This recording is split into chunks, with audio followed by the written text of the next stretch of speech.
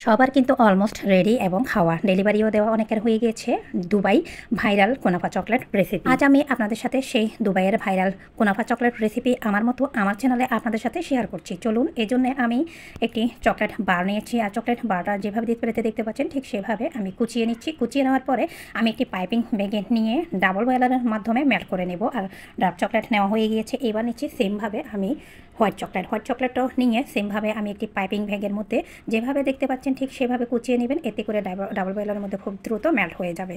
এই তো একটি পাইপিং ব্যাগের মধ্যে আমি ভরে নিচ্ছি। এই সময় পাইপিং ব্যাগের মুখ কিন্তু আটকানো আছে, আর ফুটন্ত গরম পানি নিয়েছি। এবার যেভাবে দেখতে পাচ্ছেন ঠিক সেভাবে সহজভাবে একবার ফুটন্ত গরম পানির মধ্যে আমি চুবাবো, আরেকবার উঠাবো। অনবরত কিন্তু গরম পানির মধ্যে আমাদের এই চকলেটটা কিন্তু চুবিয়ে রাখা যাবে না, এতে করে চকলেটটা কিন্তু শক্ত হয়ে যাবে। সেমভাবে আমি ডার্ক চকলেটটাও কিন্তু করে নিয়েছি আর পাইপিং ব্যাগে ভরে নিয়েছি। এবার একটি চকলেট মোল্ড নিয়েছি, যেভাবে আপনারা দেখতে পাচ্ছেন ঠিক সেভাবে আমি বিন্দু বিন্দু করে এইভাবে দিয়ে দিচ্ছি হোয়াইট চকলেট। এইভাবে হোয়াইট চকলেট দেওয়া হয়ে গেলে এর মাঝে আমি একটি টুথপিক নিয়ে এর মাঝে কিছুটা গ্যাপ দিয়ে কয়েকটা আমি ডট বাদ দিয়ে চকলেটের আর কয়েকটার মধ্যে ইয়েলো ফুড কালার আর কয়েকটার মধ্যে ব্লু ফুড কালার ঠিক এইভাবে আমি মিশিয়ে দিচ্ছি। এতে করে চকলেটের শেডটা পরবর্তীতে অনেক বেশি কিউট আসবে। এইবার আমি আগে থেকে যে ডার্ক চকলেট মেল্ট করেছি সেটাও এইভাবে প্রথম একটা লেয়ার দিয়ে তারপর আমি ভালোভাবে চারপাশে ছড়িয়ে দিচ্ছি যতটা সম্ভব। আর একটু ট্যাপ করে 10 মিনিটের জন্য আমি নর্মাল ফ্রিজে রেখে দেবো। আর নর্মাল ফ্রিজে আমি এই চকলেট বার বা চকলেট মোল্ডটা রেখে দিয়ে একটি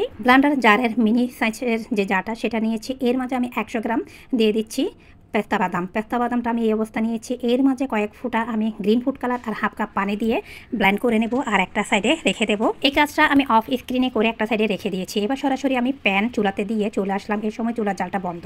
আমি 1/4 কাপের চাইতে পরিমাণে বেশি তরল দুধ আর কিছুটা চিনি দিয়ে এবার ভালোভাবে মিশিয়ে নিচ্ছি। যেহেতু কনডেন্স মিল্কটা আমার কাছে নেই, তাই আমি এখন কনডেন্স মিল্কটা এইভাবে তৈরি করে নিচ্ছি। ভালোভাবে মিশিয়ে নেওয়া হয়ে গেলে এবার চুলার জালটা আমি অন করে দিচ্ছি। দুধ, চিনি, পানি মেশানো হয়ে গেলে চুলার জালটা আমি অন করে দিয়েছি। প্রথমে আমি কয়েক সেকেন্ডের মতো হাই হিটে জাল করব, এরপরে জালটা আবার কমিয়ে দেবো। যখন দেখা যাবে দুধ, চিনি, পানি আমাদের কমে ঘন হয়ে কনডেন্স মিল্কের মতো পরিণত হবে, তখন আমি চুলার জালটা কমিয়ে এর মাঝে এই তো চুলার জালটা আমি কমিয়ে যখন কনডেন্স মিল্কের মতো ঘন করে নিয়েছি, এর মাঝে দিয়ে দিচ্ছি আমি হাফ টেবিল চামচ পরিমাণ বাটারটাও গলে আসা পর্যন্ত এবার রান্না বা জাল করব। আর চুলার জালটা এই সময় খুবই ঘন আছে, আর দেখতে পাচ্ছেন কনডেন্স মিল্কটা অনেকটা লিকুইড বা এর ঘনত্বটা ঠিক দেখতে এরকম হবে। এবার এর মাঝে আমি দিয়ে দিচ্ছি 75 গ্রামের চাইতে একটু বেশি লাচ্চা সেমাই দিয়ে ভালোভাবে এবার ভেজে নিচ্ছি। আপনারা চাইলে লাচ্চা সেমাইটা আগে থেকে ভেজে নিতে পারেন, আর কালারটাও কিছুটা আপনারা ডার্ক করতে পারেন। লাচ্চা সেমাইটা ভেজে নেওয়া হয়ে গেলে চুলার জালটা আমি একেবারেই বন্ধ করে দিয়ে এবার আগে থেকে আমি যে পেস্তা বাদামটা ব্লেন্ড করে নিয়েছি কালার আর পানি দিয়ে, সমস্ত পেস্তা বাদামের এই মিশ্রণটা এর মাঝে দিয়ে ভালোভাবে এবার মিশিয়ে নিচ্ছি। আর এই সময় চুলার জালটা একেবারেই বন্ধ, আর প্যানটা কিন্তু গরম আছে। দুবাইয়ের কুনাফা চকলেটের ভেতরের ফিলিংটা তৈরি হতে হতে এরই মধ্যে আমাদের চকলেট বার বা মোল্ডের মধ্যে যে চকলেট রেখেছি সেটা জমে গিয়েছে। এর মাঝে সেই ফিলিংটা আমরা দিয়ে দিচ্ছি। যেভাবে ডিসপ্লেতে দেখতে পাচ্ছেন ঠিক সেভাবে আমি ফিলিংটা দিয়ে চারপাশে সমানভাবে ভরাট করে দিচ্ছি। কনডেন্স মিল্ক ছাড়া সহজভাবে আজকে দুবাইয়ের এই কুনাফা চকলেট রেসিপি সহজভাবে আপনাদের সাথে অল্প খরচে শেয়ার করার চেষ্টা করেছি।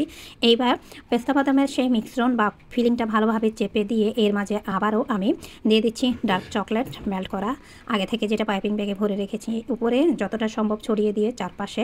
এবার এটা আমি আবারও 20 থেকে 30 মিনিটের জন্য নর্মাল ফ্রিজে রেখে দেবো। আর এরই মাঝে আলহামদুলিল্লাহ মাশাআল্লাহ করে আমাদের দুবাইয়ের কুনাফা চকলেট একেবারে সেট হয়ে গিয়েছে। এইবার আপনাদের সাথে মোল্ড থেকে ছাড়িয়ে শেয়ার করছি যে দেখতে কতটা ইয়ামি আর লোভনীয় হয়েছে, আর সহজভাবে অল্প খরচে সহজভাবে আপনাদের সাথে শেয়ার করেছি আজকের এই দুবাইয়ের কুনাফা চকলেট রেসিপি। আজকে এই কুনাফা চকলেটটা আমি ডেলিভারি দেওয়ার জন্য তৈরি করেছি। এই তো দেখতে পাচ্ছেন মাশাআল্লাহ, দেখতে কিন্তু একেবারে দোকান থেকে কেনা দুবাইয়ের কুনাফা চকলেটের মতো মনে হচ্ছে। এই তো এরই মাঝে ভেঙেও আপনাদের সাথে শেয়ার করলাম। আজকের ভিডিও এই পর্যন্ত। সবাই ভালো থাকবেন। আল্লাহ হাফেজ।